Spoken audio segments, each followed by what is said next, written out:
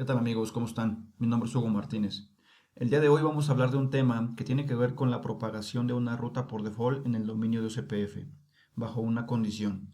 De acuerdo al siguiente diagrama, tenemos el router del medio R2, que tiene una sesión de BGP externa con el proveedor de servicios, recibiendo más de 500.000 prefijos de Internet, lo cual no queremos hacer una redistribución en el dominio de OCPF. Una de las soluciones, simplemente propagar una ruta por defecto en el dominio de OCPF bajo una condición. Esta condición nos va a ayudar a que no existan black holes cuando dejemos de aprender esos 500.000 prefijos en la tabla de ruteo. Algún problema con la sesión de BGP, algún problema con el enlace. El monitorear digámoslo de alguna manera, este enlace, esta sesión de BGP, para que se cumpla la condición, es simplemente ver que tengamos en la tabla de ruteo la subred o el host que estamos monitoreando. En enlaces seriales podría aplicar para el segmento que tenemos ahí directamente conectado contra el proveedor de servicios. En enlaces de tipo, por ejemplo, Metro Ethernet, no aplicaría porque no estaríamos viendo la caída del enlace como tal si hubiera alguna falla. Entonces, vamos a hacer una simulación rápidamente en la consola con una interfase lógica. Vamos a levantarla, vamos a configurar lo que es la condición dentro del proceso de OCPF, simulando una caída como tal, que sería básicamente apagar la interfase lógica, deje de aparecer en la tabla de ruteo y dejar de propagar la ruta por default. Entonces vamos a hacerlo para que nos demos cuenta cómo funciona. Ok, vamos a crear rápidamente una interfase de loopback.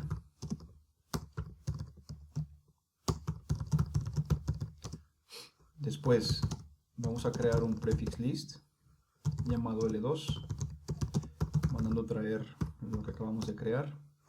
Posteriormente un route map llamado rmap. Vamos a mandar llamar lo que creamos hace rato, el prefix list.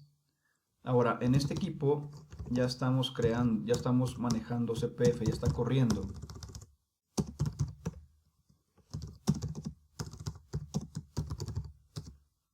Ok, ya está. Entonces, tenemos la interfase de loopback creada, el prefix list y el route map para poder configurar la condición.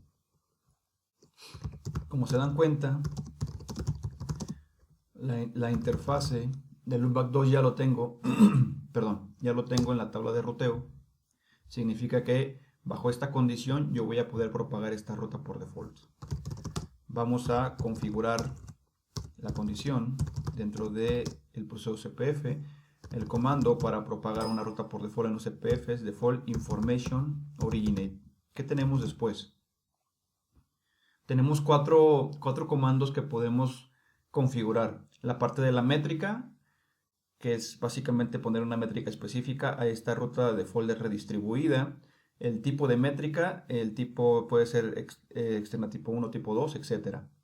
Y tenemos dos comandos más, lo que es always y route map. Estos comandos son mutuamente excluyentes. ¿Qué significa? Que always, no importa si la tienes en la tabla de ruteo una ruta por default, siempre la va a anunciar. Y en el caso del roadmap es para poner la condición que les comentaba.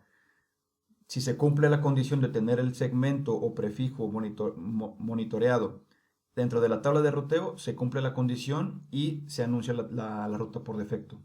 Si no se tiene en la tabla de ruteo, no se anuncia. Entonces vamos a configurar la condición. Dijimos que se llama rmap LO2. Entonces, vamos a revisar en la base de datos de OCPF las redes de tipo externas, que es la red redistribuida que tengo en este default information originate. Y vemos que se está anunciando ya en el dominio OCPF la ruta por default de tipo externa, un tipo 5.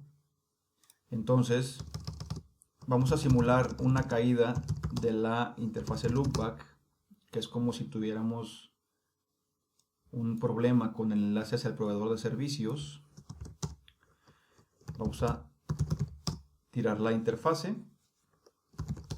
Por ende, ya no la tengo en la tabla de ruteo y por ende, si se dan cuenta, sigue apareciendo porque tarda un momento más, no es tan inmediato, pero aquí significa que ya está borrando la bandera para este LSA, que significa que ya no vamos a poder usar esta ruta por defecto para poderla bajar al dominio de CPF. Y ya no aparece, si se dan cuenta.